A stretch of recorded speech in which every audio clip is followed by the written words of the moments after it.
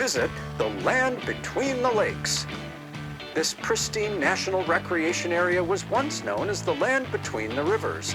Numerous small communities such as Golden Pond, Kentucky, and Tharp and Model in Tennessee once thrived on this piece of earth just a few years ago. Formerly known as the land between the rivers, the Tennessee Valley Authority constructed dams on the Cumberland and Tennessee rivers to create the land between the lakes. The piece of land in the middle of these two bodies of water is a low ridge speckled with forests, rolling hills, and even scenic meadows. Recently, President John F. Kennedy himself saw the value in this place and has turned it into the tourist destination of a lifetime. But don't take my word for it. Have a look for yourself. Here, families can play, eat, and even sleep. Numerous campgrounds with all the amenities welcome weary travelers. Set up a tent beneath the stars, or bring your own home on wheels. You'll share this beautiful land with the local wildlife: deer, beaver, osprey, bobcat, black bear, Dogman. Yes, you will need to keep a watchful eye on the native population of werewolves, said to hunt this particular piece of heaven, but fear not, they only seem to do their hunting at night. So come on down to the land between the lakes. Bring the kiddies, and maybe a gun.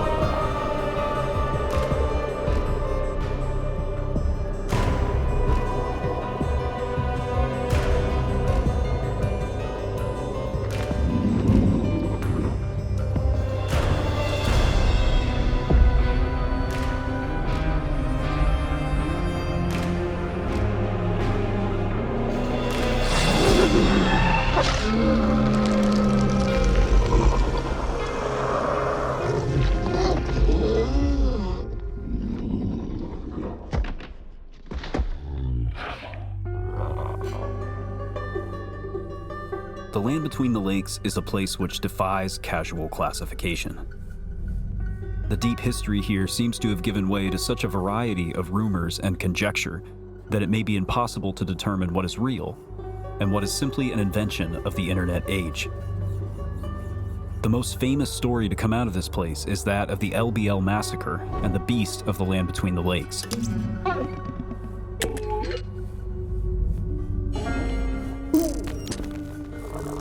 I've become fascinated by this story, partially because of its connection to the ongoing Dogman phenomenon, and partially because it is so bizarre, outlandish, and just plain horrifying that separating fact from fiction has become a personal mission. The Massacre story is a blend of the mundane and inexplicable, with just enough uncertainty to preclude an easy explanation. My task, my hope, is to rake through some of the muck, to find some answers, even incomplete ones, and hopefully shed some light on what continues to happen, to gain some sense of whether there is any truth to the story of the beast of the land between the lakes.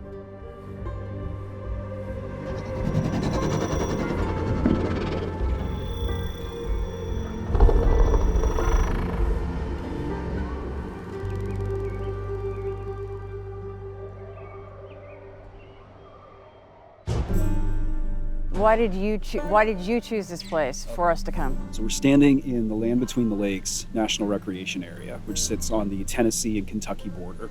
It's 170,000 square acres of undeveloped wood space, trails. There are some existing structures. There are some old towns that have been abandoned for a very long time. But by and large, this is an enormous area that's supposed to be completely unpopulated. I'm in the process of writing a book about Dogman activity inside the land between the lakes, trying to take the research I did in Texas and use it to kind of cast a template through which to filter these stories and examine them and sort of pick them apart. It's a very interesting area historically. Depending on what era you're looking at, there's a history that can be traced back here thousands of years. You had native peoples, Paleo-Americans, who hunted here. And then jumping forward thousands of years, you get into the 1700s. And European settlers came from France, Sweden, you had Dutch settlers here. And so you have this area that, by and large, it seems it was unpopulated until European settlers came in and started establishing permanent settlements. This was also used as a hunting ground by different Native American tribes who shared it but didn't establish permanent settlements here for one reason or another. And the reason that I'm researching this area is that it's also supposed to be a place that's full of dogmen or werewolves. So where did that start as far as this area goes, the reports? That's difficult to say. There is a notorious story that's widely regarded as an urban legend that is supposed to have taken place in 1982, wherein a family of 4 were brutally killed while camping here in the land between the lakes by what is believed to be a dogman or a werewolf. What we do know is that there doesn't seem to be a primary historical source that necessarily supports the story, but we do have to ask again, where did that story come from if there's no truth to it? I mean, considering the fact that you just brought up this massacre, does that mean that you think they're a little more aggressive here in Kentucky? They do seem to be less friendly here, if a dogman has ever been described as friendly. I'm not aware of a case where it has been. Yeah, it's true, they're not very friendly anywhere you go. What about correlations when it comes to the lights, to UFOs, to other paranormal activity? That's a tough one, because that's one of those lines that people have been speculating on for years, ever since this dogman stuff really kind of came into the public eye as far as the paranormal community is concerned. And you'll have people that'll say, you know, I believe these things are 100% spiritual in nature. I don't think they're physical beings. But then you have people far on the other side that say, no, I'm quite convinced that these are physical animals, that these are cryptids. It's honestly anyone's guess at this point, because then you also get into the conjecture that there's a government cover-up going on, that, right, you know, the Parks and Recreation Service, the TVA, the federal government, they know that these things are out there and they're trying to keep it under wraps. So how all of those lines intersect and cross over. Oh, dude, get that. Get it, it's a Black Hawk.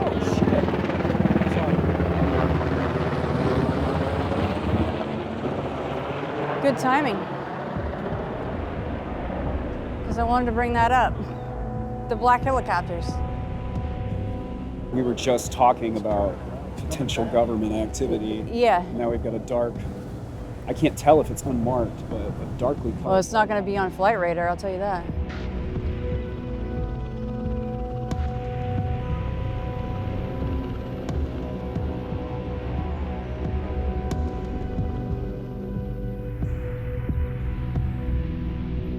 A little bit of history on the land between the lakes. It was actually the land between the rivers first.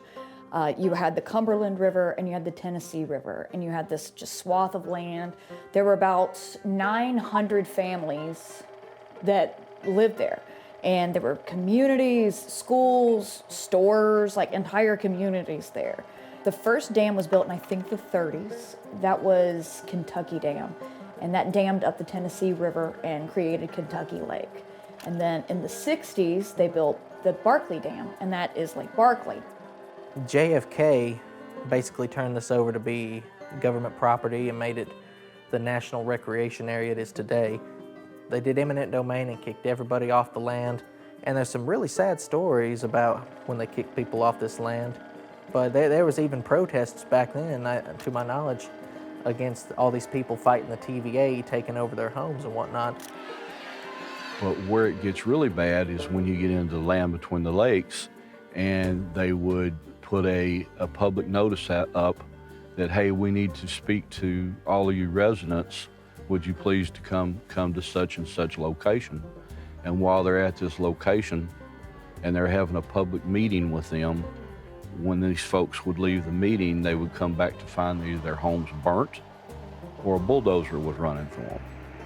So it was a forced evacuation in many of the cases because they did not want to lose their 100-year-old farms, that had been within 2 or 3 generations. These were their ancestral lands. This is where they had always been. This was the only thing they had to their name, but they kicked all of these people off. It's like something like 2,700 people got kicked off of the land. There was some violent resistance to it. In the end, the government won, as it usually does.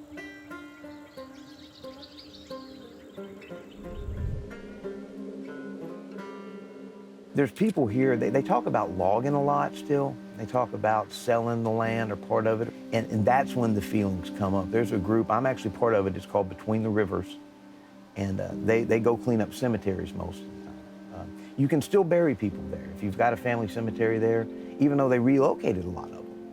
A lot of them were underwater. There's actually a few tombstones that come up about this time of year when the water gets real low that they didn't get, and they didn't move. If you really thought about moving back there, there's nothing there now to put in a road, to maintain the road, to put in a septic tank, to run electricity, to clear the land. It would be a huge undertaking. That's got to cause some kind of depression, some kind of random people, they lived here all their life, they farmed it, and then all of a sudden the government's telling them, hey, you got to leave, so they got to leave everything behind, It's just kind of depressing to me to drive through the park and see these old abandoned shells of what was home sites back then. That was somebody's life. So we'll get emails from people who've had family here stretching back generations, and they'll usually go, "We had property inside the LBL," and then invariably the conversation will just turn about how upset they still are to this day that their grandparents were kicked off, that their parents were kicked off, that, they kicked us out of our homes. And you don't see that in other parts of the country. Kicking all these people off of this land, desecrating graves, the Civil War, you've got slavery, you've got all of this stuff that happened here on this land. And it's just like Kentucky, a dark and bloody ground at this point. The bitterness has soaked into the land.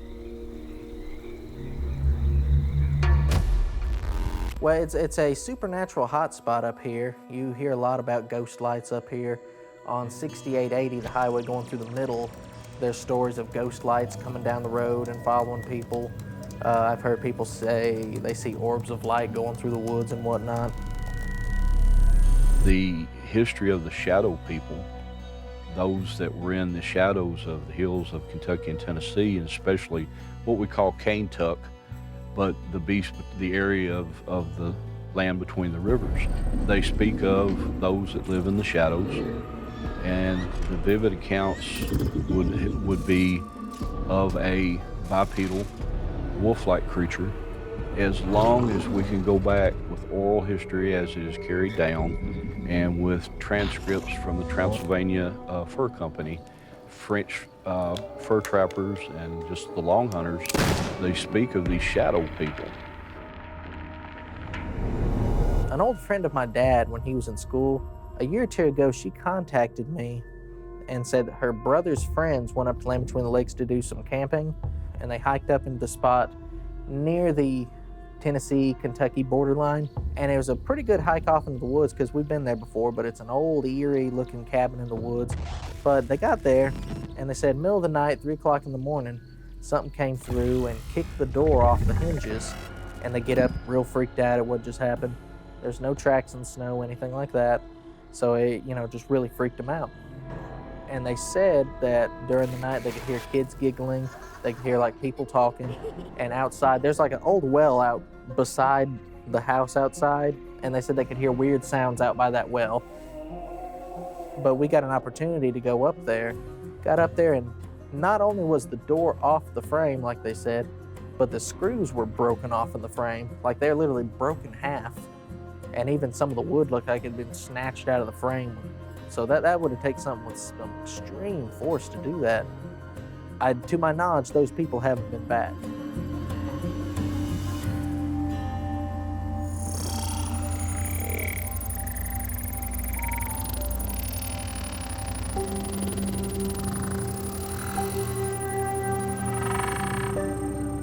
In the early 2000s, a woman named Jan Thompson became the first person to come forward publicly about the massacre of the LBL. Her testimony was critiqued by many, often written off as an internet creepypasta, but it would cement the saga of the LBL massacre in the public consciousness.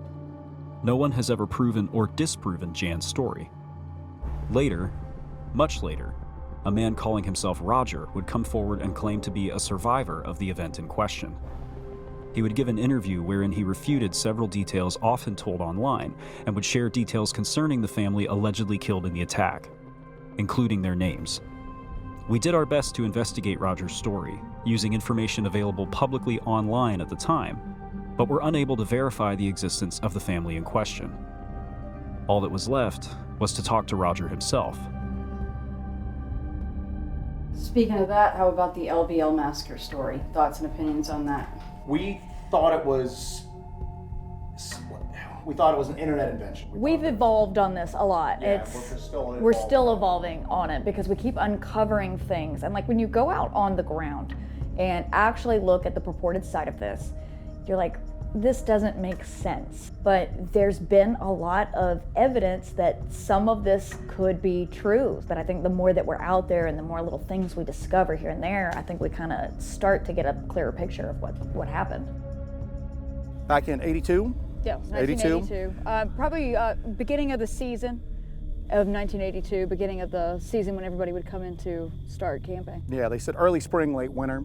A family of 4 brought their RV in here with the first people in the campground, began to set up. It was a husband, wife, son, and daughter. And apparently, shortly after they arrived, while they were setting up to go camping, they were attacked by the beast of LBL. The way the story got out into the wild is that 2 police officers told a lady who worked at a gas station, a local gas station, what they had experienced that night. They showed up, she was working the midnight shift, they were extremely shaken. One was nauseated by what he had witnessed. She had kind of gotten to know them over the few years just by serving them on the night shift, and they just proceeded to tell her the story about how they showed up on the scene of an attack and then just finding the family just basically massacred in this area. So at that point, she received secondhand information, not a firsthand witness account. She typed it up, and it's written in very. There's a narrative to the language of it, which sometimes is a red flag for people that she was trying her hand at being a novelist. You know, it reads like a horror story. It reads like a very descriptive language. So there's some stories say that soldiers from the nearby fort showed up, did a hunt, shut this area down, and then just killed it, and then took the beast out. So that's why these are also referred to as bunkers. They said that some of the soldiers may have used them as cover to hide from the beast of LBL while they were out here trying to eradicate them after the incident.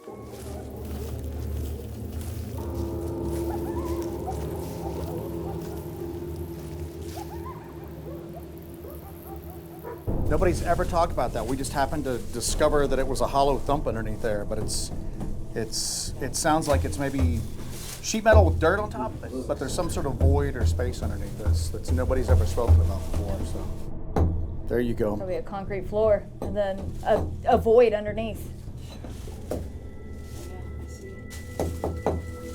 Sounds metal, doesn't it? Yeah, it doesn't sound like wood now, does it? But what's weird is that of all the lore you hear about this place, because you hear about the bunkers constantly, and people have like pet theories, like I mentioned earlier. Either this was used to contain the beast of LBL, or it's where the people would hide out while they were hunting the beast of LBL. Because after the 82 attack, supposedly they brought the military in to hunt this thing down and kill it. So, and this was one of the things, is that the soldiers would take shelter here in between the hunts so that it couldn't like ambush them while they were asleep. Yeah. So all this entire area has so much like folklore built up around it, but nobody's ever mentioned, well, it's hollow underneath there too, because that would be part of like the evolving kind of like folklore. Now there are rumors of underground tunnels through here.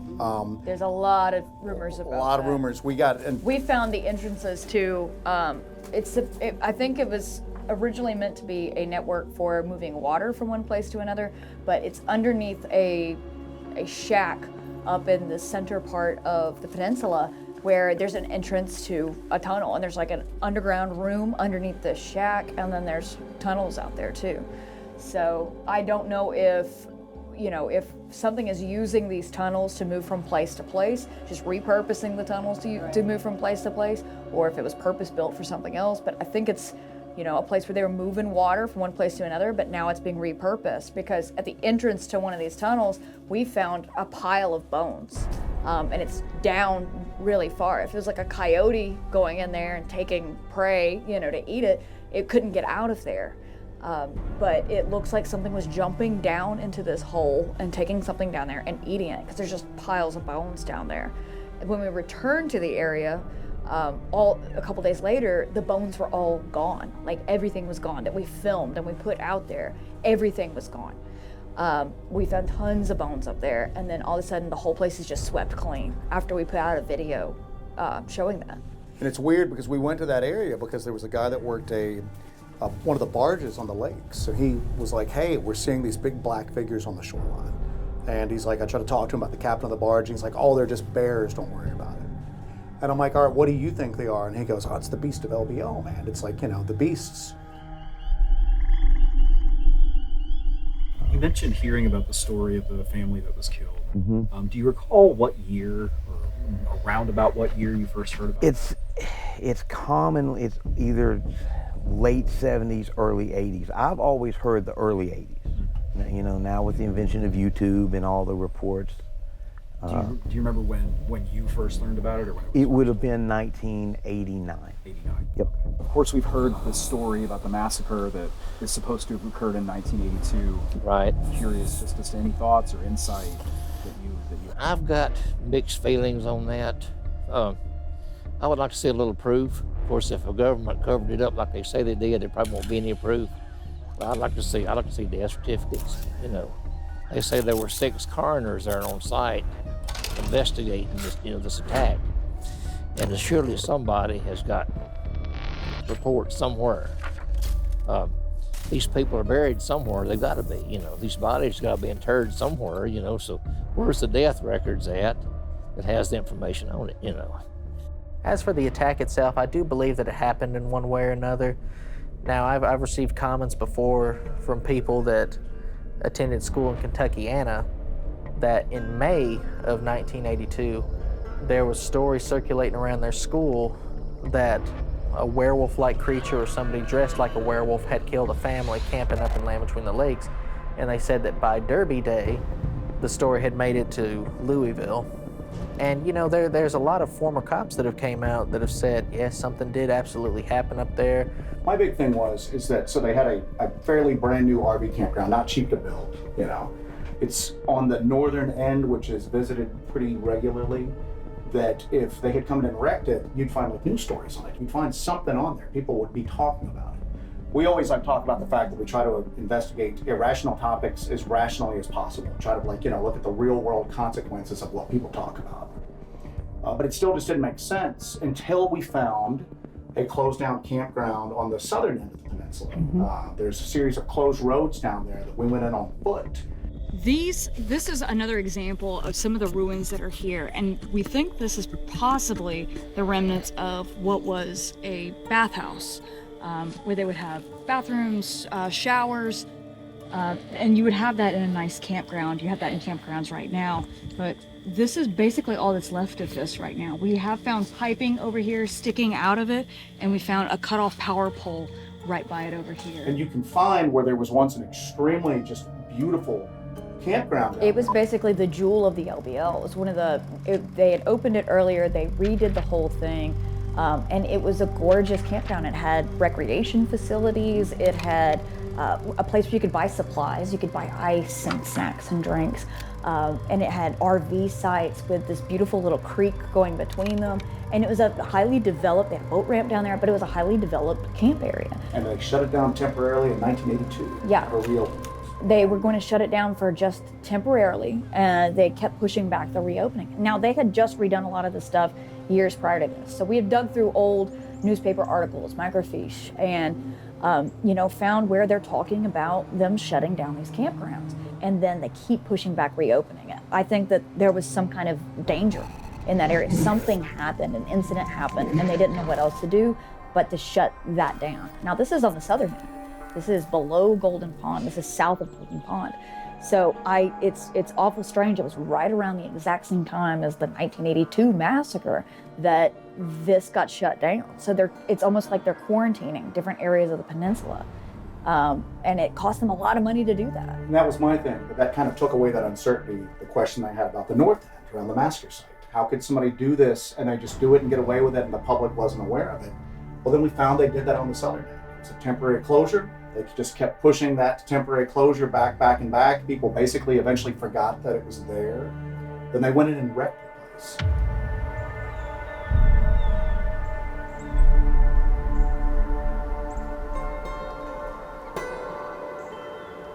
So there is more out there to support this story other than just a story online and Absolutely. just one alleged witness who's come forward. Now, we talked to a gentleman by the name of Roger a couple of years back. He said that he was a witness. He was there when it happened, that he was a friend of the family, specifically the little boy. He was 15 at the time. He said that he was there when it happened. This would have been April 1982 at the time. He would have been 15 at the time. And he still firmly attests that he was there and that it happened.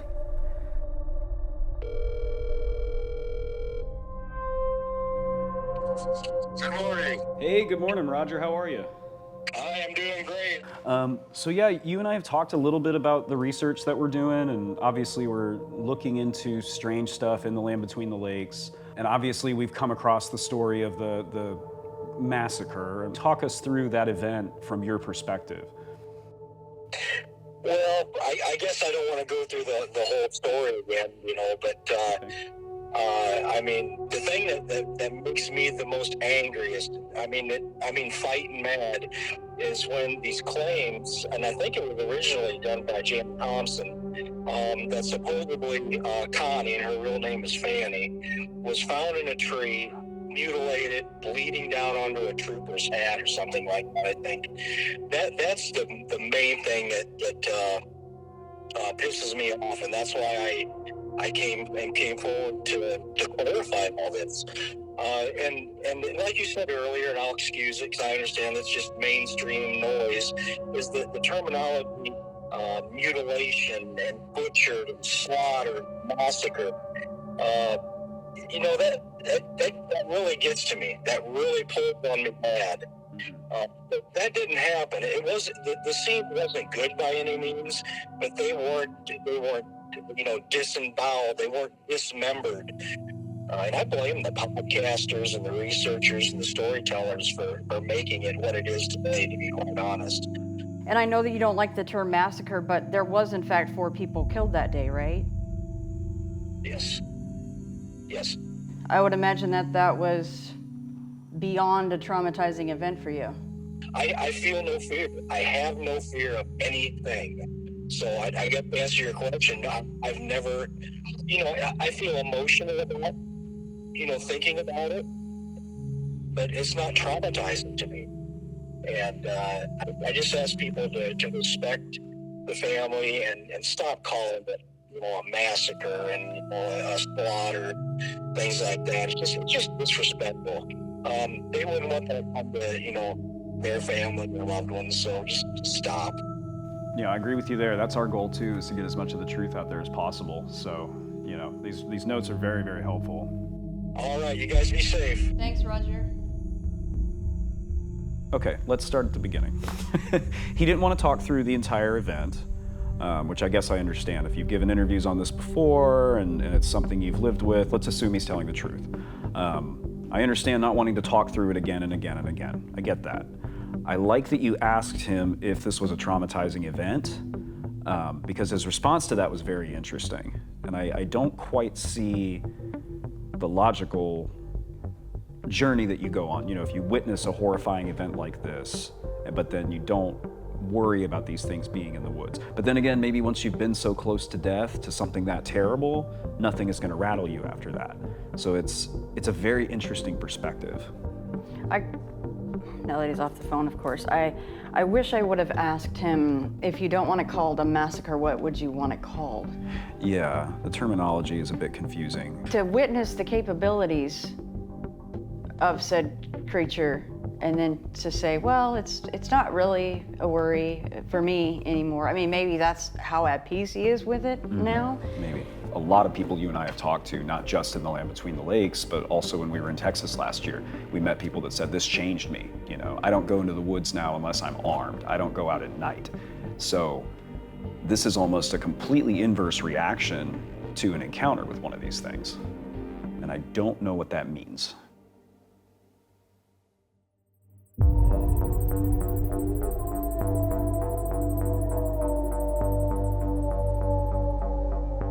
The beast of the land between the lakes, or the land between the rivers, as I found myself increasingly referring to it by its original name, flies in the face of what we know about cryptozoology. Its appearances are typified by fleeting glances and whispered rumors. It leaves footprints and disturbs the surrounding brush. The woods fall silent when it seems to be nearby.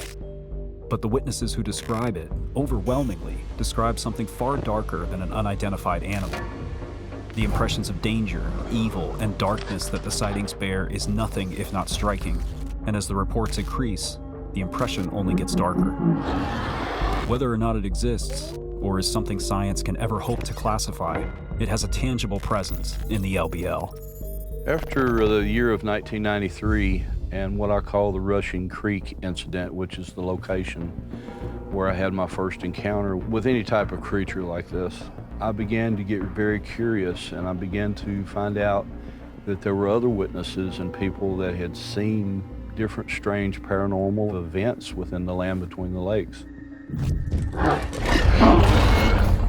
For years and years, I began to focus in on witness accounts, and so I would get all of these crazy stories that I began to find out the stories were not crazy, that they would have encounters where either their animals had been killed or the livestock had been pillaged through the night, and I would investigate these things quietly and keep it to myself. Yeah, it's here. A lot of the stories, some of the first stories I heard about the Dogman were actually from some of the kids, and then even in high school, when I was in high school, so it'd be late 80s. Were those aggressive encounters that you were hearing about back then? Well, so some of them, and we're not in, we're talking before the age of social media and internet and stuff, so word of mouth is the way things, and the people would always say, don't go by yourself, don't be out at night. How many of these reports, if you don't have an exact number, that's fine, of course, but how many of these reports of upright canines would you say have come across your desks? Over 100. Yeah. So it was just odd the amount of reports that we were getting for something that we weren't really associated with, the Dogman reports. It was just person after person reporting the same thing. Nobody was usually really using the term Dogman. Everybody's calling them werewolves. That's the closest approximation that people have. I think the Dogman term is more for people who are really into it, people who discuss it a lot or into the subject, they'll use the term Dogman. But for the layman, the normal person who just has these experiences, the closest approximation they have is a werewolf. So it'll just be werewolf reports.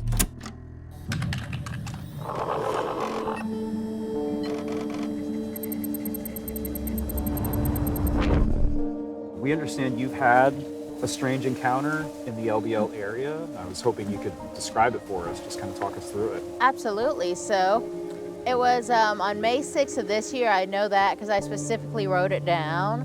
And it was a little bit before midnight. It was a relatively clear night, but a storm was rolling in. And the moon wasn't full, but it had been a full, like a night or two before, so it was like 98%. So a big orange, almost completely full moon. It was beautiful, and so many animals were out that night. The night was really alive, and we'd been camping in a cabin with a larger group. We'd gone into Dover to get something to drink, and we're coming back to the camp to meet up with everyone else, and we were driving down the trace, and that's when it happened. We came up upon something, and we got to it just as it was right on the shoulder of the road, running across the road, and it was probably around 6 feet long and lanky like a cat. There were attributes that reminded me of a bear, mostly, the look of the fur. It kind of had that dark, shaggy fur like a bear. It's kind of a blackish, brownish, and it even had almost a silveryness to it. The weird part was its back. It had the back of a man. It was, how a man's back will have that kind of concave spine? That's how its spine was. And it was just so built up and muscular on either side of it, almost like a bodybuilder. It was crawling across the road, just a real low crawl, almost looked like it was on its belly. Not quite, but just, crouched down that low. And It was on all fours, and it was just going so fast. It was over almost as soon as it had started. And the gentleman who was with us, I did not see this, but he was in a different position in the car, so he saw a part of a muzzle and pointed ear sticking up. How unnatural did that look for it to be on all fours and that low to the ground? It looked pretty bizarre. I mean, it's just hard to describe because I don't know what else has that. To be on the low to the ground, yet as fast as it was, it really puts into context how dangerous it can be just stepping out of the car for a minute, because something like that, with the speed it went, it could make off with somebody quickly. What's the size comparison? I honestly cannot think of any legitimate size comparison. I'm sure there is one, but there's nothing I can think of at this time. And people have suggested, well, maybe it was a pig, because there are boar down there and they do get big, but, and I'd also like to add that, you know, the spine, completely different from pigs. I know it wasn't that. How long would you say you had eyes on it? I know you said it was very quick. 10 to 30 seconds. It wasn't very long. It was long enough to drive upon it and it go off in the woods and first say, what was that? And then, you know, turn around and try to find it, and of course it was gone by then. It was a very brief encounter.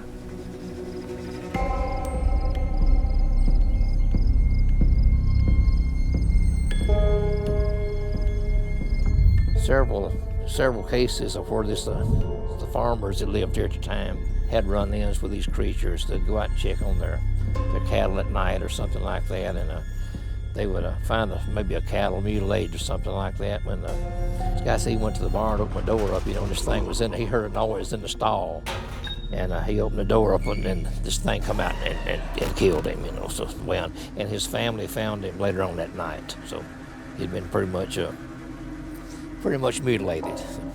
Was there animals in the barn? Do you know? Like, was it after animals? Supposed to have been a couple of milk cows, you know, something like that maybe. You know. There's several attacks here happened, you know, back before the government took over. A husband and wife and their 2 children were in an older model station wagon, and I even know the type of station wagon, but not the year. And the kids were in the back of the station wagon, and they were parked up from where the boat ramps were. And it was late evening, almost dark. And the kids were in the back end of the station wagon, and some form of a creature started knocking the windows out. And the father and mother, of course, were in the front of the vehicle, and they were able to drive away. They left their boat down by the creek. They had a boat trailer in the back end, you know, that they were pulling. I don't know if y'all have any restaurant experience, but usually after you close, you know, on the weekends, you're gonna get together, and it's neat, and that was my first experience with it. But so we were gonna go out to the lake. Well, a lot of them went out and set up during the day. And I had a van, so I was bringing the firewood and hauling stuff. So I got in late, and they told me, we're going to Bobby's house. We're not gonna go out there. And they were really scared. They said they had heard something. It was growling and shrieking and yelling.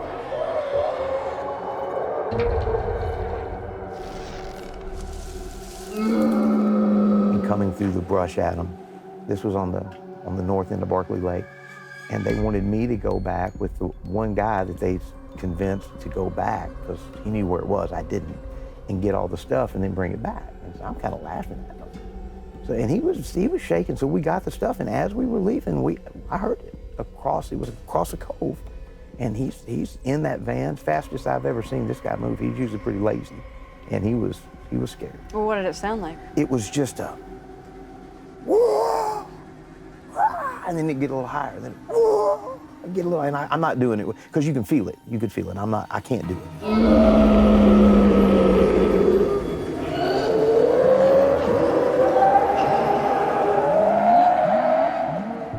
Now, when we got bluff charged over in a spot toward the center of the park, we'd gone down there to do an outing because of the history it had.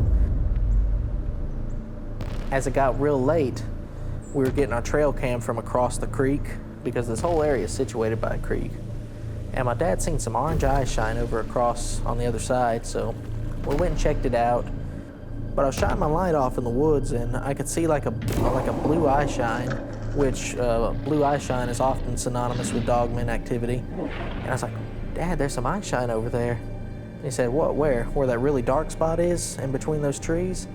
And as soon as he said that, something hit one of those trees and it started shaking back and forth like that. And I don't really know how to describe it, but something made a deep growl or a grunt. It was one of the deepest sounds I've ever heard. It was like a... And he put his hand on my chest, started backing me away from the area, and we made our way back to the other side of the creek. So we were sitting around our little area we had with tiki torches lighting up the whole area. And I had a silent dog whistle on me, actually like the one I have here.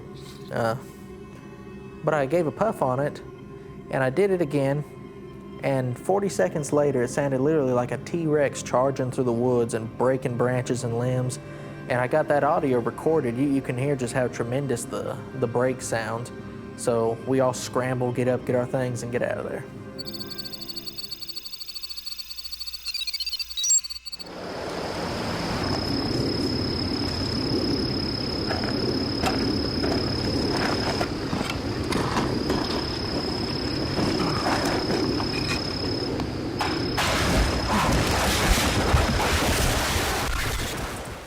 So we show up at the LBL, and we researched the area. We researched all the main things, the 82 Massacre, all of the major points that kind of go along with the Dogman lore.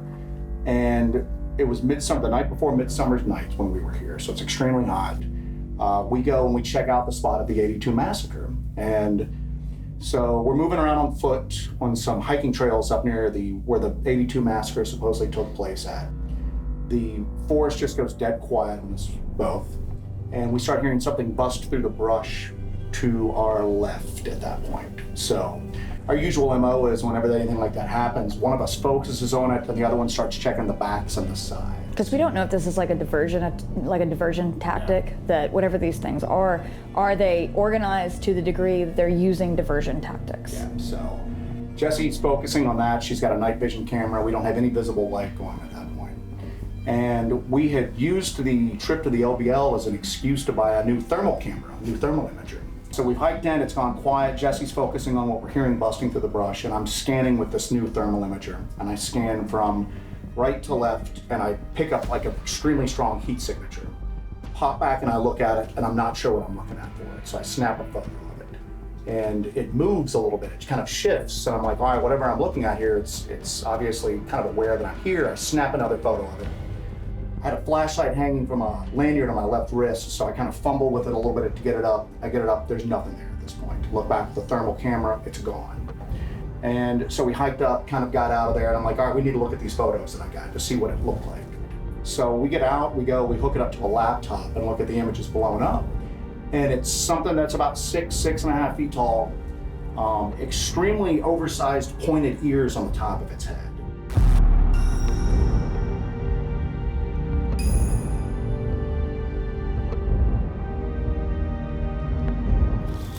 But you can see that's a deep ravine right there that he's standing in.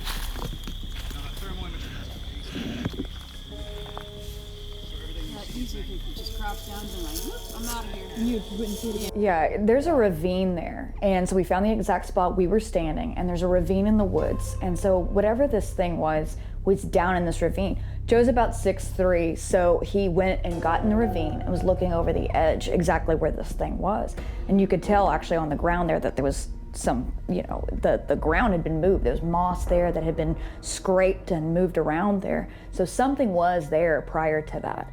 But he got into that ravine and looked over, and you saw just about the amount of whatever this thing was looking over on him. So I start reaching out to some of the other older LBL hands, like Barton Nunley, people like that, going, hey, I got this image, but I'm not sure what it is. Could you guys take a look at it?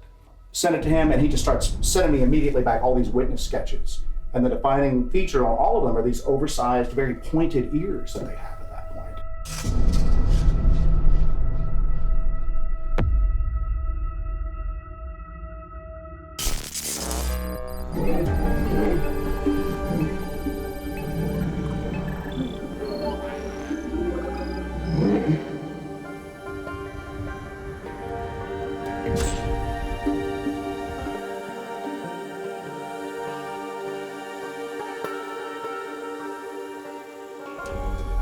There is a distinct difference between reading a story online or in a book and having a witness stand right in front of you and say, "This is what I saw." When someone like Martin Groves, a man with family, friends, and a reputation on the line, breaks down in tears and says, "I don't want another 100 dead." The campfire stories and online rumors take on a very real, visceral quality. It's no longer conjecture over possibility. At least for Martin, and those like him, these beings are undeniably real. It begins to seem bigger than a simple question of cryptozoological or paranormal study. Instead, it becomes the life-altering experience of a reputable man, manifesting in front of you without regard for whether or not the story seems plausible. Martin would visit the land between the lakes in 1993 on a hunting trip with a colleague, on a sabbatical from his stressful career as a law enforcement officer. He was a seasoned outdoorsman, used to the variety of dangers presented by the wilderness. He would encounter a pair of upright canines after being stalked through the woods and would flee the park shaken to his core. This sent him on a 30-year journey as an ad hoc paranormal investigator, documenting similar reports as they arrived on his desk. The details of any story may be fodder for debate, but the impact on the witnesses is not. This, out of all the things we've encountered, is beyond a doubt the most real. In October of 2022, myself and another researcher had been within the park. That particular night in October, I had entered the park with a gentleman by the name of Daryl Denton, and we left the immediate area of Russian Creek, drove a couple miles, and we had seen something that I had never seen before. We had observed a mist beside the road that glowed, and it was, to me, it was almost like a fog. But it was a very bright mist right off the edge of the gravel road that we were on. And out of that mist become a movement. And it was on the passenger side, off in a very deep ravine. My first contact, when I'm looking down, I thought a deer or something was going to jump out in front of the road out of this fog. And then it became apparent as I got closer and closer that there was in fact some form of a creature within this, not a circle, but just a huge fog area. As it rose up out of the creek, I could see what I perceived to be a very large dogman. The snout was very pronounced, and I could see that it was different than the creatures I had seen in 1993 and was much bigger. What I was looking at beside the road was 8 foot or greater. And it was almost as if it was almost translucent. I could see it, but I could also see through it. And it was a silverish gray color. And as it rose up out of the bank, it just come straight up. I didn't even see movement. It was so fast that it came up out of that. And when we go out to the site, you'll understand because it is a deep ravine.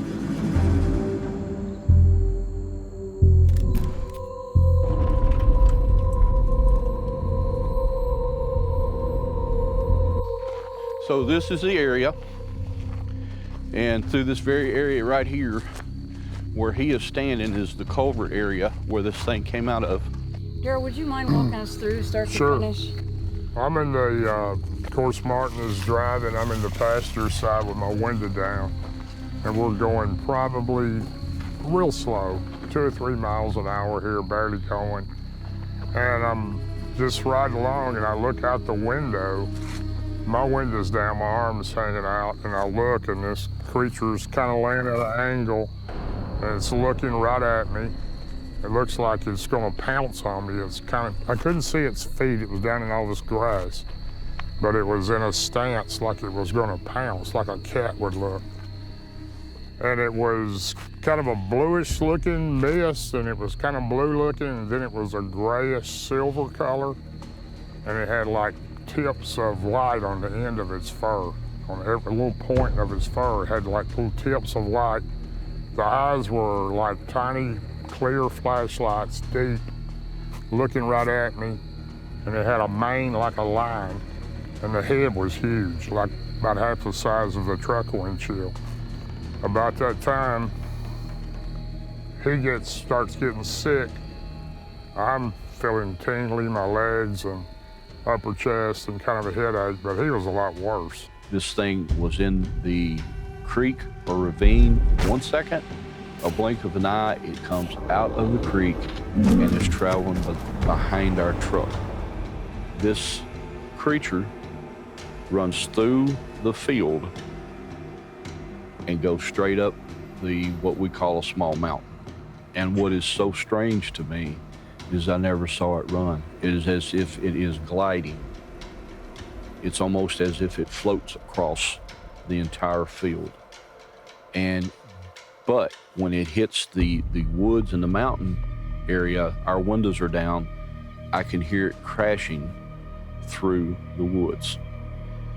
At the same time all this is taking place and I'm watching it, a horrific smell hits the inside of our truck and surrounds and fills the truck.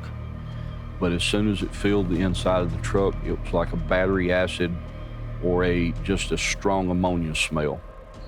He's really sick. I'm more worried about him than I am anything. And where the creature went, I don't know, but I know it came out of here. Martin said it looked like it just glided across the road. I could just catch a glimpse of it, and I could hear it breaking branches as it was going through the woods. And we went to the closest road that had a restroom, and he got out, and I tried to get him to go to the hospital. He wouldn't do it. And then he started breathing a little better after a good while. But we were just kind of flipped out at that time because I couldn't believe what I'd seen. I'd never seen anything like that. It was almost like a creature, but you could see through it too. It was transparent at the same time. So I don't know I know it sounds crazy. It was almost cartoonish. Was it already out of sight when that smell hit you guys inside the truck? No, it was already within the truck. It was working its way in. Yes, okay. It was working its way in, and then the travel time and stuff. It was almost as if the entire area was filled with this smell. Like it had set off this bomb somehow. Right. What do you make of that? I've asked myself many times if this was a defense mechanism that it had, or if it was a byproduct of wherever that it come from. I've discovered a lot in the last 2 or 3 years. So I don't know if this thing came from another dimension, if it came out of a portal, what the answer is. There's some kind of like supernatural element to this. I don't know what it is, but there's some sort of like there's no way that this is just a weird product of evolution or anything like that, that this is just a natural animal that's in the woods somewhere. With most of these reports, there's something supernatural to it. It's almost more primal. It's almost more, it speaks to I want to use this turn of phrase, it speaks to the heart in a way that it projects that I could kill you at any moment and there's nothing that you can do. More in feelings than words, basically. Yeah. So, Well, and that can happen before people even see the thing. Yeah. Oh, exactly. If they see it. But I mean, we've had reports of these things taking like gunfire at point blank range with like no physical effects at all. There was a lady north of us who said that these things were trying to get into her home, killed one of her dogs supposedly. We're talking to her and it got to a point where apparently it rammed its hand through an open window and tried to grab an uncle, and the family opened fire on it from point blank range and nothing happened to it. I mean, you got some encounters that they appear and they disappear right before people's eyes. They just seem to love terrifying people. They'll grin at people, and that would seem like more of a demonic manifestation to me. However, I do believe also that there's something physical in some capacity running around in the woods, because, we find hair samples. There was a sighting which a mother Dogman was seen crossing the road and 3 pups followed her across the road, which seems to imply some sort of a reproduction there. When you hear various reports about the more paranormal aspects of Dogman, what do you think about that? Well, I don't doubt it a bit. There's been 4 times where we've been on a ridge and we have heard a thump and footsteps running, and been in places just like this where I'm like, come on, if we step 10 yards, we're gonna see it. And so I've heard these reports with the Dogman and Bigfoot that they just disappear. I can validate. Now, I've never seen one running and then just vaporize. But I have confidently known something is walking close to me or running away. And I get to a point where I should be able to see it, and it's gone. The gentleman that he was talking about earlier, that he's now a preacher as a result of his experience with it. It changed his life. It changed the course of his life forever. When we took his report, he got in the car with us. We went to the area where they saw it on the side of the road. It chased their vehicle. They got the vehicle up to 65 miles an hour, and it ran right along with the vehicle and actually hit the back of the vehicle. They were going 65 miles an hour up the road. I mean, what natural animal can do that? And even then, they didn't really lose it. It just kind of veered off to the side and disappeared at that point. Yeah, So, it's choice. Yeah, So exactly right. It wasn't that they outran it. And again, he had that exact same feeling. He just said it felt like it was projecting, I can take you right now if I want to, this car won't stop me.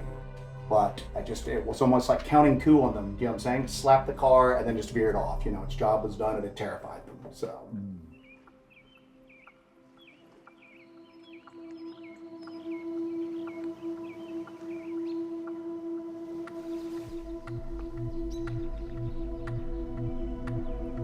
So the question that comes up again and again when we're researching this phenomena is, are these animals physical beings, or are they spectral, spiritual energies? You know, are they coming from outside of this reality, or are they here all the time and we just happen to see them sometimes? And this is a question that I continuously chase my own tail on, pun very much intended, because we have all of these encounters that, and I've said this before, seem to fit the profile of a biological animal. And it's not just, oh, it looked like flesh and blood to me. They exist near water sources. They exist near food sources, which the LBL has in abundance. They seem to be more active based on the people we talked to so far during the summer months. And if we're talking about a spiritual phenomena or some kind of ghostly activity, jinn, fae, trickster, whatever you want to call it, why does the time of year matter as to when they're seen? And it's difficult because so many of these cases fit neatly or somewhat neatly into one category or the other, but neither explanation covers all of the reports and all of the information that we have. I mean, considering the fact that we are talking about a Dogman, the thought that they at some points can move in and out of this reality or our world, and while they're here, they need to eat and find somewhere to sleep, and they leave tracks, and they can leave fur, and they don't like people, they get angry at people, and can leave a mess in their wake. I guess it's not that crazy to be talking about such a thing, because at least for me right now, I am definitely leaning toward the more liminal aspect of Dogman than straight up flesh and blood, born and bred, and they don't pop in and out of portals. I don't really see how that's possible. I don't either. Why, when people encounter these things, do they come away using words like evil, demonic? Why do they describe themselves as being afraid? That's what doesn't make sense. I feel like even if you see a bear in the woods, it's going to startle you. It's going to maybe change the way you think about your current surroundings, but it doesn't leave you with PTSD or something that resembles PTSD. Yeah, and the feeling of foreboding, I think, just keeps coming up over and over. And it's something that I've brought up to a few of our witnesses so far. Like, even before somebody sees one of these things, just deep inside of their primal instinct, everything is screaming, you're about to be in a really bad situation, you need to go. And that's in a lot of the written accounts too that we reviewed, is that people experienced physical effects, tangible physical effects, sometimes vomiting or a loss of control of their bodily functions in the presence of one of these entities. There is this other side of the coin, this other theory that these things might be the result of a government conspiracy. Either that the government knows that they're here and is trying to cover up their existence, or they might actually be government super soldiers or weapon experiments or something like that. It almost draws the line between a flesh and blood and something paranormal or supernatural. It almost runs right down the middle. So it's very interesting. Well, especially if you consider the government trying to harness that. And sure, we know that the government does things we don't know about. We have declassified documents that show that, you know, governments have done very shady and questionable things over the years. That's not a secret.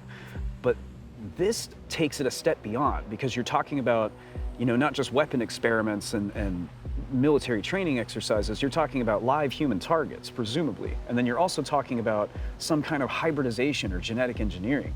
And we have speculated that maybe these creatures are the result of some kind of an intermixing of breeds or some kind of a genetic anomaly. But this takes it to a whole nother level.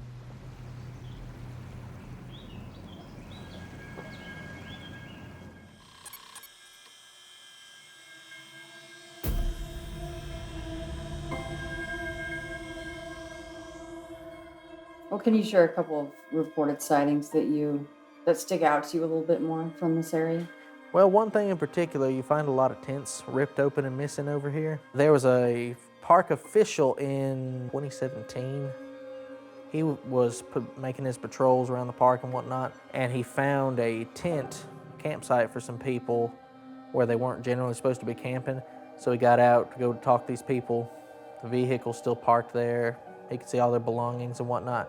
And he got up to the tent and he said it looked like a razor blade cut in the side of this tent. There were some large footprints, more canine in nature, I believe, pressed into the dirt.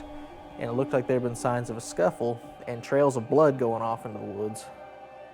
And that was from a park official. It was considered an unsolved case, and he wasn't allowed to talk a whole lot about it. And you find a lot of those missing tents, those abandoned campsites. There's a lot of stuff that you hear about around here. You know, I told them the best story I heard about, Fish and Wildlife guy came around.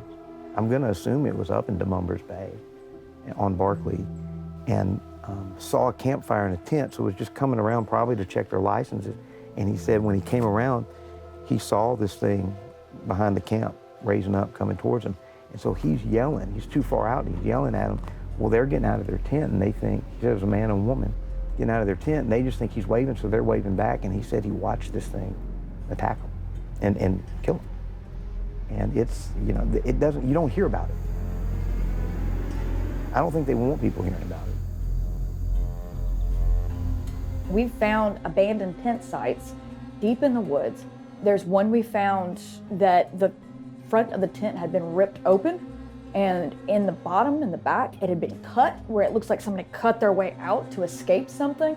All of this guy's, you know, effects are strewn about. Everything that he had was strewn about. We thought it was like a hunter site. We found claw marks in the tree next to the tent, and it was a shocking thing to find.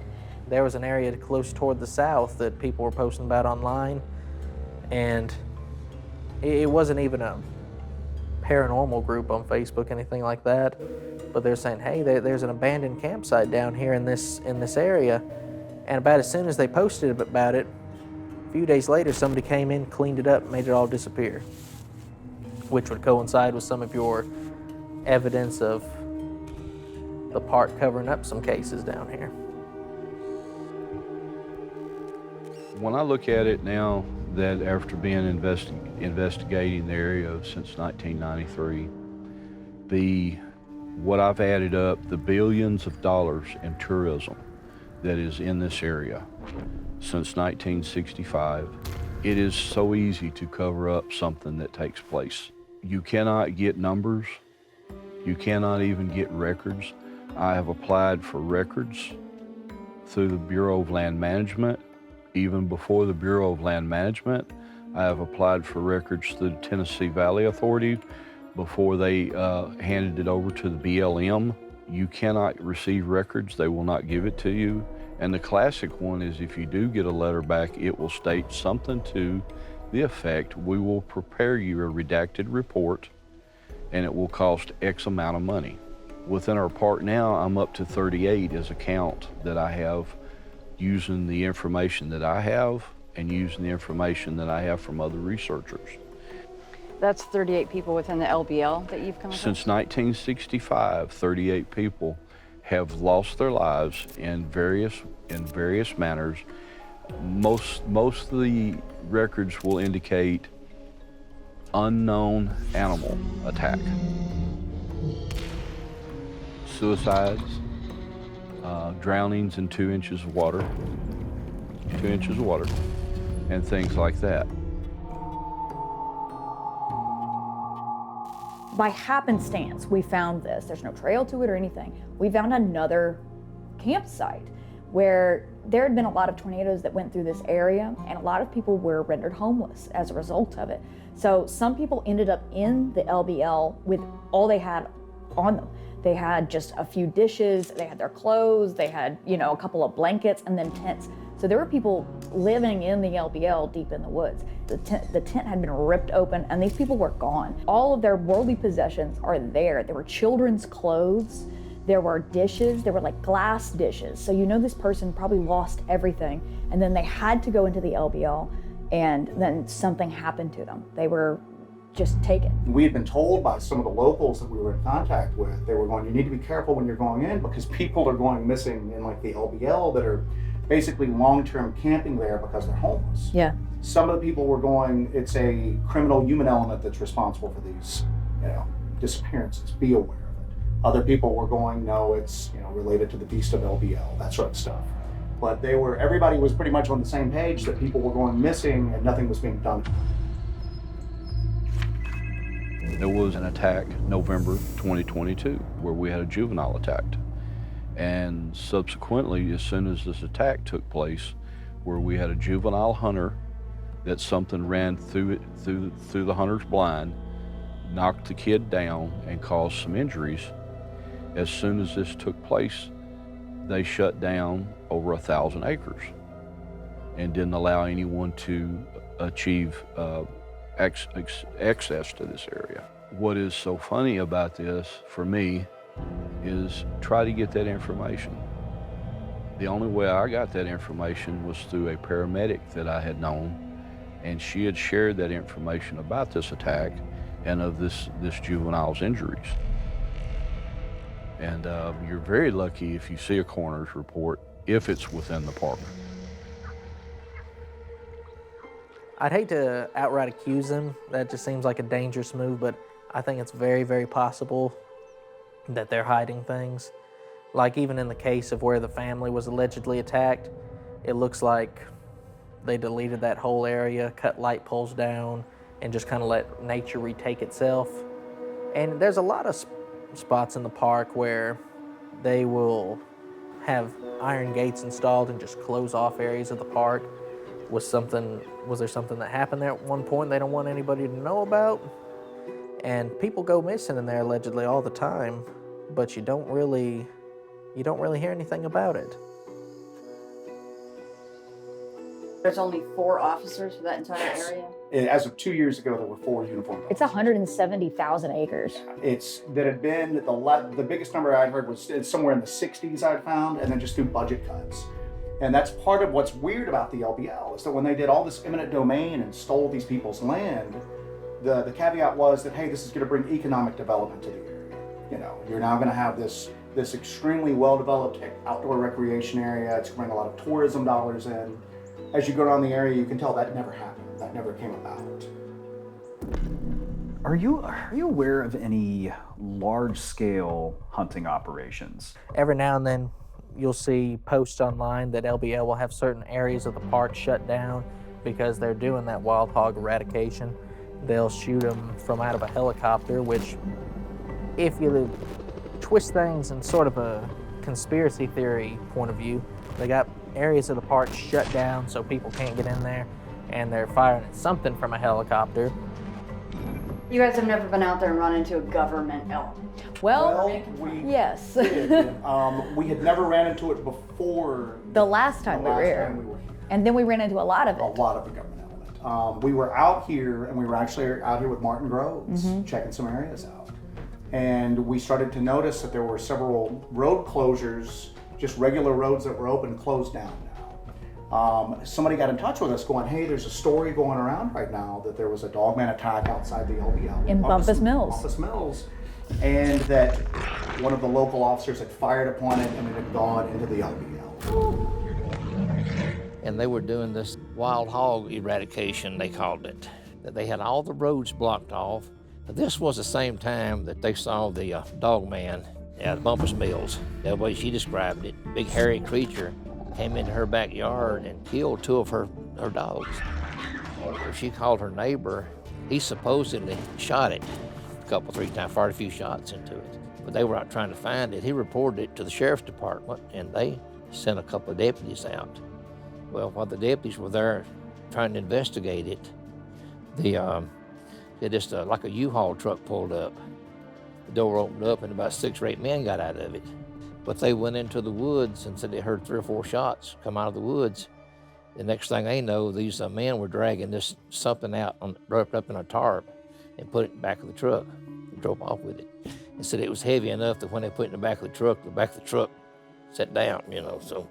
How close in time frame was the supposed Dogman shooting with the hog hunt? At the same time, within a couple, 3 days.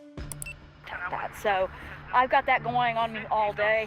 But the weather is beautiful, but we keep hearing this rumbling in the distance that really has no explanation. Behind me here is the trace. Of course, Forest Service just went behind me. I was like, he's got no self-awareness. There's so many Forest Service officers out here today. It's very strange. This is the most people I've seen in official vehicles in the LBL in all the years that I've been coming here. This is the most Forest Service I have ever seen out here, and they're all over the place. While we're standing here, of course,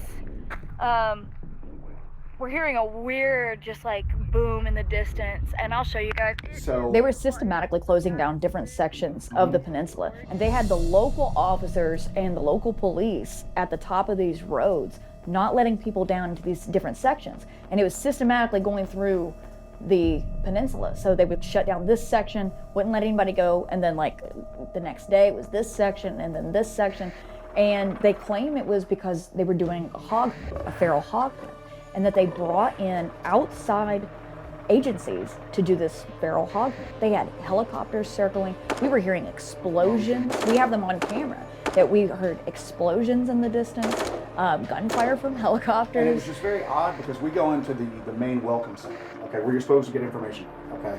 So you've got helicopters with explosions and gunfire. You may want to let hikers know where not to go to in that part of the peninsula. They were mystified as to what was going on. And I'm like, well, who's flying these helicopters around? She's like, well, they've got an outside contractor that they brought in for this hog hunt. Well, now they're flying around with helicopters. Stuff's blowing up. And I'm asking her, what's blowing up? What are these explosions? Are you blowing the hogs up at this point? She's like, I don't know. I don't know what's going on. And I'm like, well, who's this outside contractor? She goes, we don't know. This is not what they usually do. Usually it's local law enforcement, or they bring in people from either Kentucky or Tennessee. This is usually handled basically in-house. And this time it's much different. They're not telling us anything. Whether that's tied to anything, I don't know, but it's just another one of those weird little things that happens at the LBL. And it was extremely weird because they were so close to the chest with it about what is actually going on. And it happened right along the time when something supposedly happened at Bumpus Mills. Yeah. And they closed a campground down here because they said the bridge was too unstable for vehicle traffic to go over. So we posted up near there, and they're bringing in RVs with like Forest Service out-of-state forest people traveling right across that bridge, no problem. So, and it was just constant like traffic in there. Yeah. So again, whether that's just a coincidence or happenstance, I don't know. But it was extremely odd timing, and the fact that nobody, the employees at the Welcome Center were just as mystified as everybody else. There's a government cover-up going on. Yeah. Oh, dude, get that. Get it, it's a Black Hawk. Well, it's not going to be on flight radar, I'll tell you that.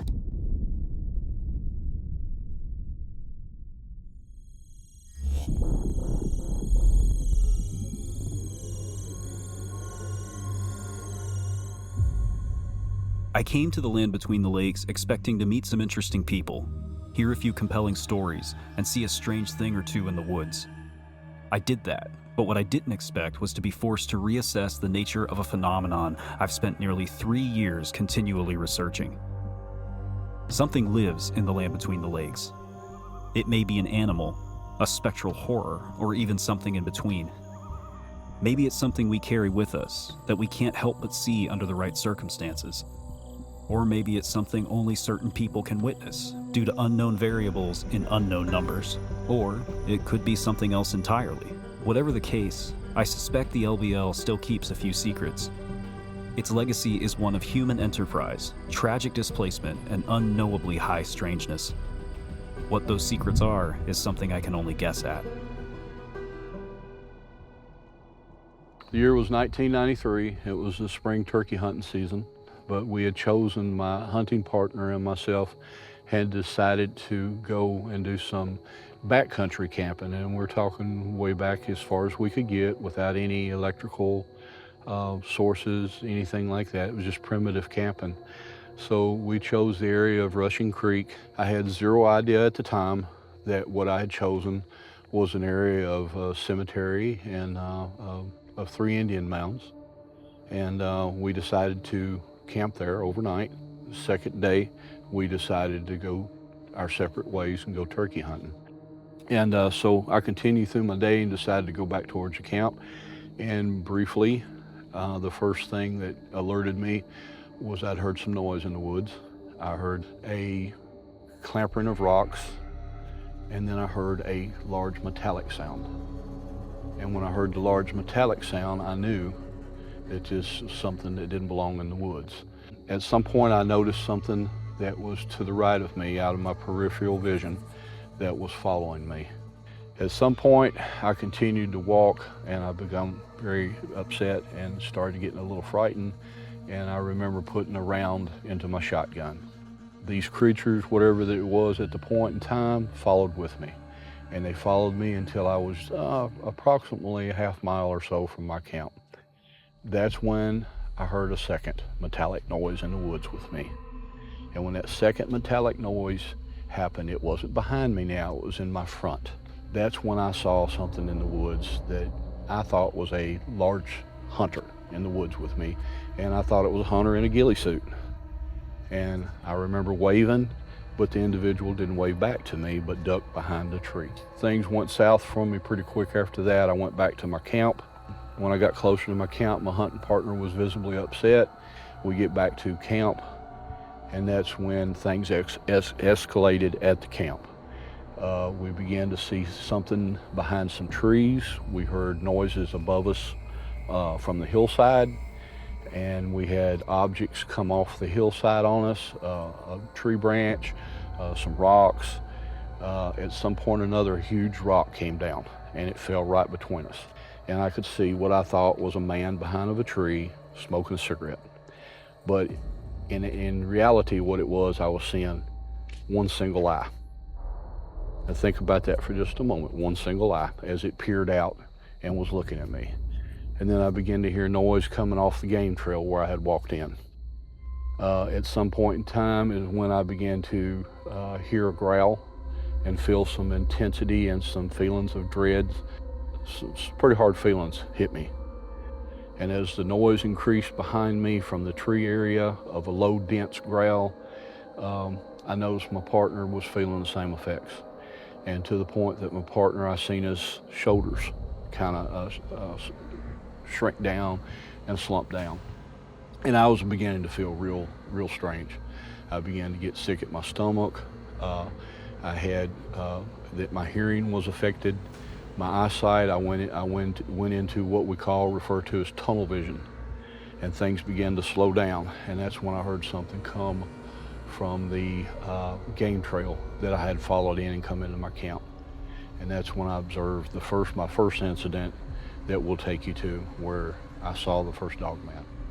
But we were able to escape from the Dogman, and we also, as we were leaving, we saw 2 other creatures that we felt like that were not of the same caliber. And now I look back and we now know we saw some type of Bigfoot. So you had creatures in the camp, and we ended up counting 4, maybe 5 dogmen in the camp.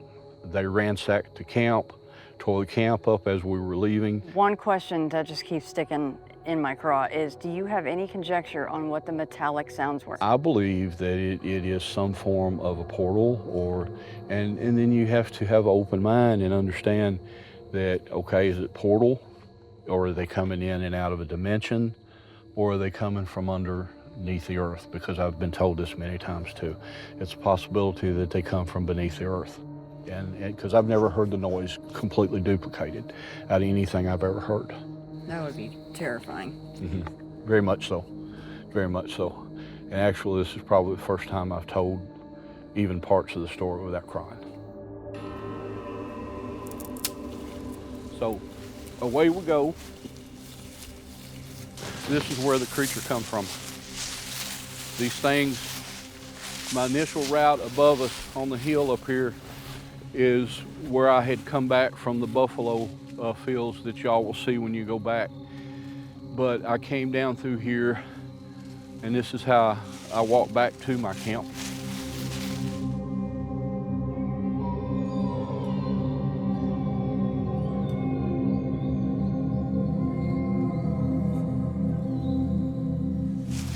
across this is a stump right over there that you guys can kind of have an idea of where we're at. So, above us is the cemetery, and it goes on for some period of time. This is the area within a half mile or so, maybe less. I can't get back in there like it is. I would need an ATV for myself. Would you even want to go back in there? I've been back one time, and I had to go back. I had to go back for my own sanity. I had to go back. And it's pretty frightening. It's pretty scary for me when I get back to the camp because I relive it. I don't know if you've heard the full story or not, but when this thing was approaching me, it was coming in and then it would back away from me. It would come in and back away from me, and it would show, I say expel, it would expose its teeth as if it was actually feeding upon my fear.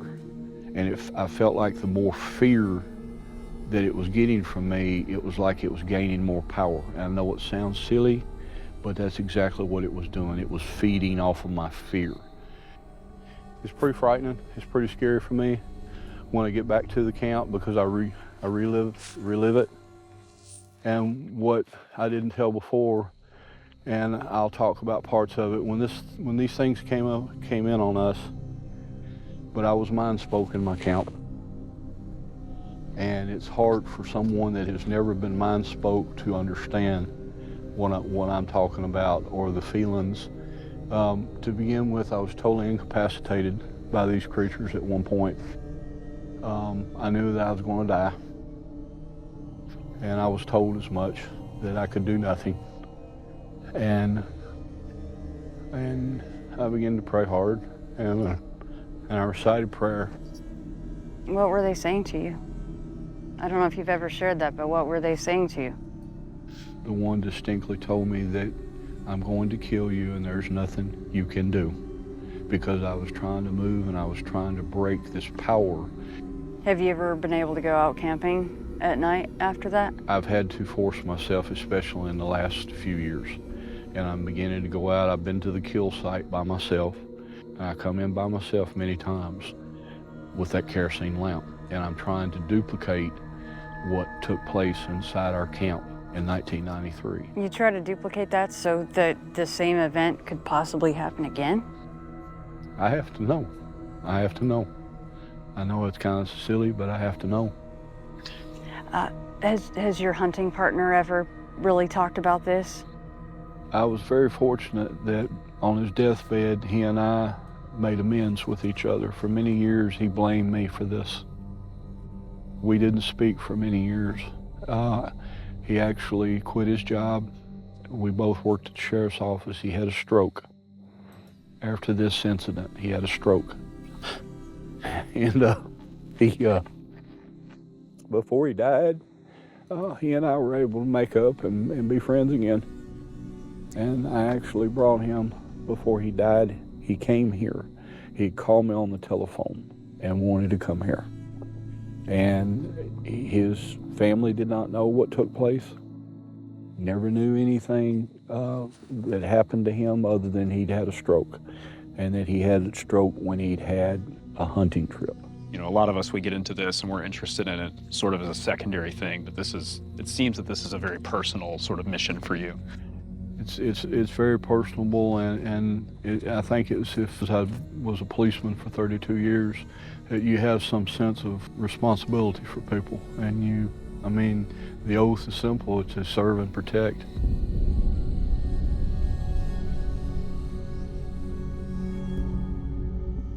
Pre-Martin Groves, there was not a lot of credibility to the Dogman phenomenon, and that's just the long and the short. You know what I'm saying? A lot of it, there's a vein of truth, but there's a lot of fluff to it. You know, there's a lot of creepypasta stuff. There's a lot of AI-generated content that people just put out, and that's kind of the defining feature of the phenomenon. At least it was for me, and I think it is for a lot of people. Martin Groves is exactly who he says he is. You know, I mean, you can verify that he worked for that law enforcement agency. His sworn testimony was good enough to get you thrown into jail. Here he is telling you exactly what happened to him.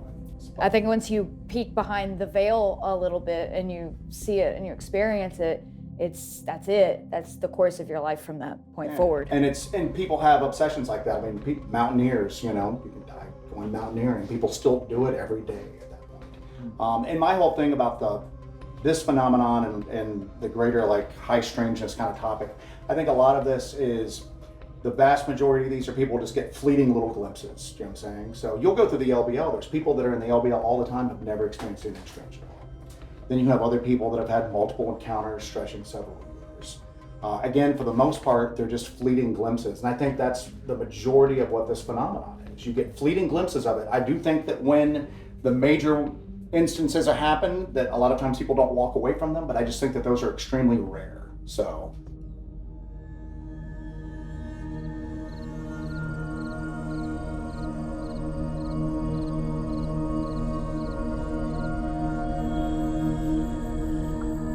We're coming to the end of this exploration of the land between the lakes, and I can honestly say with 100% conviction, I am no more convinced of any one thing versus any other thing than I was when we got here 3 days ago. There's more questions than ever, I think. Yes. To me, once you start piecing together people possibly being killed, people seeing things that are transparent, but yet look very wolf-like. Honestly, to me, Dogman has more layers than most anything any one subject that you can look at. Each interview and person that we've talked to has this maybe one or two little different tinge in it that it throws a wrench. But then they all seem to have, or maybe not all of them, but the great overwhelming majority have these commonalities. Again, we go back to this so often, but the physical description, the illuminated eyes, the responses from the witnesses that we see, and we saw more of that, more of what we saw in Texas a year ago, where people are irreparably changed by these experiences. We saw that here too, and in some cases, it was even more dramatic. We've spoken with former law enforcement personnel that 100% looked us dead in the eye and said with total conviction, these things exist. And it's almost an escalation for me, from my perspective, because I've been researching this for so long, but seeing it on this scale with this much potential loss of human life, this much potential danger involved, it's almost like it's become more real. Like in Martin's encounter. For him to say, here's what I experienced, it was so life-changing and I thought that my life was in danger. For him to go, I try to replicate this and I go back out there by myself, that really stuck with me. That's another thing. We've talked about a little bit about the perspective of people who go through this and what must be going through their minds, and that's logic I can't quite wrap my mind around. But like with some of these other people we've talked to, maybe once you've been that close to something that terrible, it does. We've seen examples. It does change you. We talked a lot about the strangeness of the land between the lakes itself, because we've spent a few days looking into Dogman activity. It's such a weird place, and it's such a unique place in the country, both in history and also in the way it's set up. You have all this misery, you're kicking people out, there's people that have died there, bodies that are left behind. Just sacrilege, just taking the stones, leaving the bodies. So something that might be a little on the darker side would be attracted to that, or get energy from such a thing. And plus, as you say, being walled in by water. It would almost take a comprehensive knowledge of every aspect of paranormal folklore and history to really nail this down and wrap your head around it. And I'm not equipped or qualified to do that. I'm gonna try. That's probably the biggest thing, is just this history of displacement, the disrespect for the bodies and all that stuff. How those things actually interact with and affect the world, we don't know. And that's why we do this stuff, because we're curious. But there is so much concentrated here. In my mind, it's a deeply unique place. Maybe it's just simple payback for, I think Martin kind of hinted at this, that they're some kind of guardians. And they're like, hey, what have you done with this land? Maybe that's why they show up around burial mounds and cemeteries. They're going, hey, you're not supposed to be messing with things like this, and you are, so we're gonna let you know that we're really upset about it. I think there's a lineage to this stuff that we can trace back really far. We know that that's a fact. I think there's a lot more to this than you and I realize right now, and probably the world at large.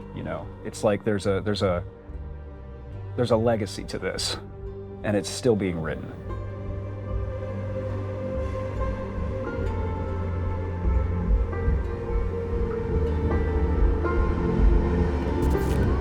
Jerusalem.